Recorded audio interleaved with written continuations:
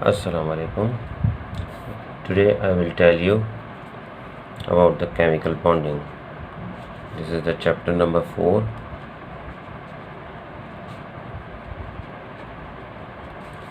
Class first year. Chemical bonding.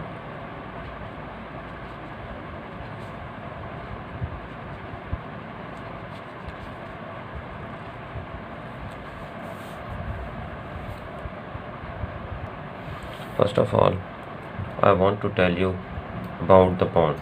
What is bond?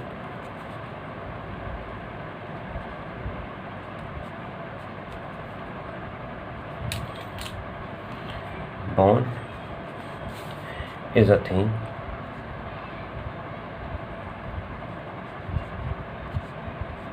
used to tie something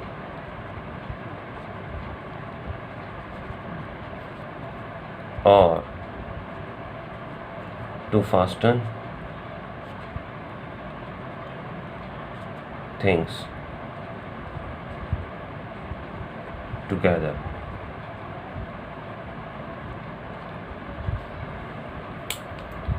इसका मतलब कुछ ये है कि ये एक ऐसी चीज़ है जो कि इस्तेमाल की जाती है जोड़ने में, दूसरी चीज़ों को जोड़ने में।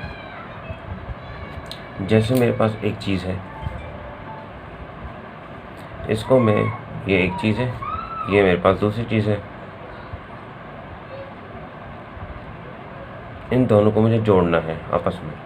तो मैं क्या करूँगा कि इनके दरमियान में कोई ऐसी चीज़ रखूँगा, फोर्स रखूँगा जो ये दोनों चीज़ें आपस में जुड़ जाएं। ये ए चीज़ है, ये बी चीज़ है, इनके दरमियान में जो ये जुड़ने की सलाहियत है इस जगह पर, उससे हम कहेंगे बॉन्ड।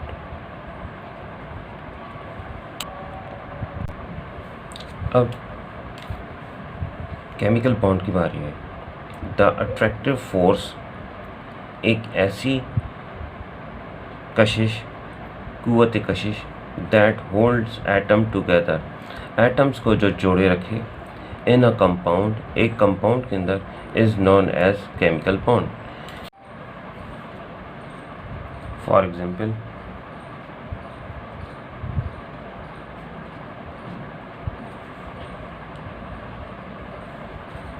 वाटर,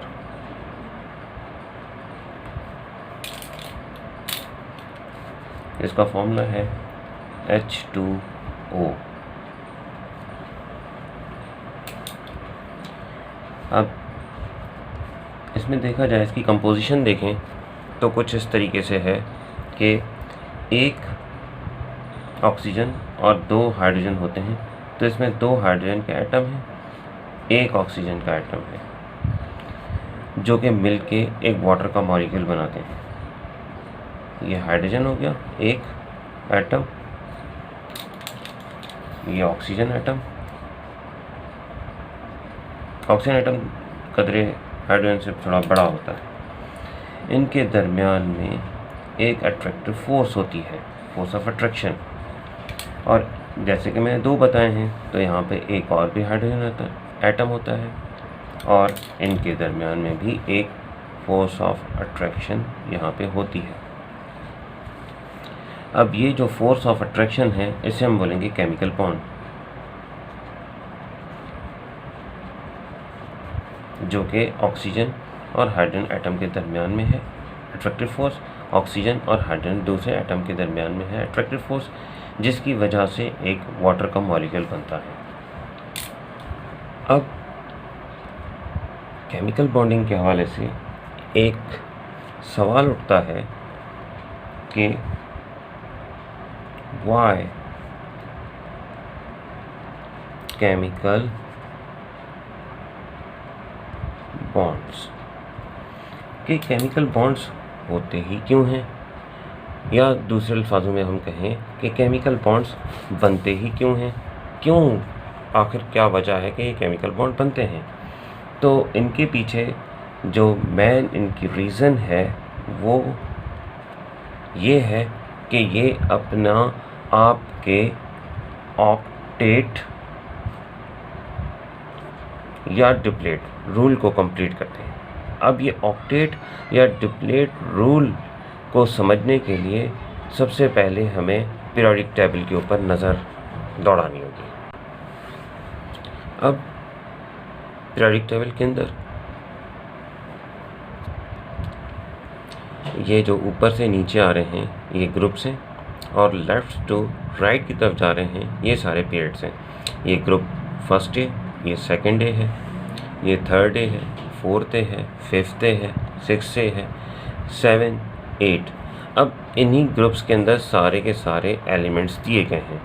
अब इन एलिमेंट्स, ये जितने भी एलिमेंट्स नज़र आ रहे हैं ग्रुप फर्स्ट डे से लेकर और ग्रुप 7th डे तक, ये सारे के सारे एलिमेंट्स के ऑक्टेट और डुप्लेट रूल कंप्लीट नहीं होते हैं। अब यहाँ पे देखें तो ये helium, neon, argon, krypton, xenon, radon, ये गैसेस हैं। इन्हें हम नोबल गैस कहते हैं, नोबल गैसेस। अब ये नोबल गैसेस, इनर्ट गैसेस, इनको क्यों कहते हैं? वो इस वजह से कहते हैं कि इसका डुप्लेट रूल कंप्लीट होता है, इनके ऑक्टेट रूल्स कंप्लीट होते हैं। अब क्वेश्चन ये अराइज होता है कि डुप्लेट ऑक्टेट क्या हैं?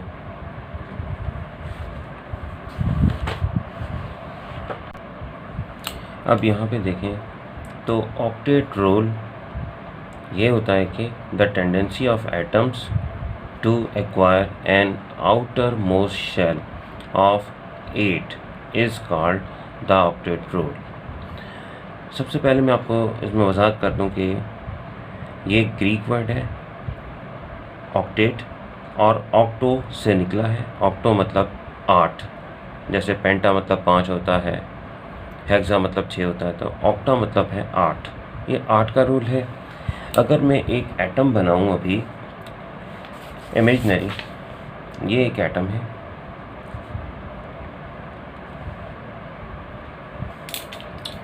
इसका एक वो रास्ता जहाँ पे इलेक्ट्रॉन घूमता है उसे शेल कहते हैं, जो कि बाकी वीडियोस में आएगा। इसके बाद दूसरे इसके शेल्स होते हैं, ऑर्बिट्स भी कहते हैं, जहाँ पे इलेक्ट्रॉन रिवॉल्व करते हैं। अब ये इलेक्ट्रॉन रिवॉल्व कर रहे हैं, जो इसका आउटर मोस्ट होता है शेल,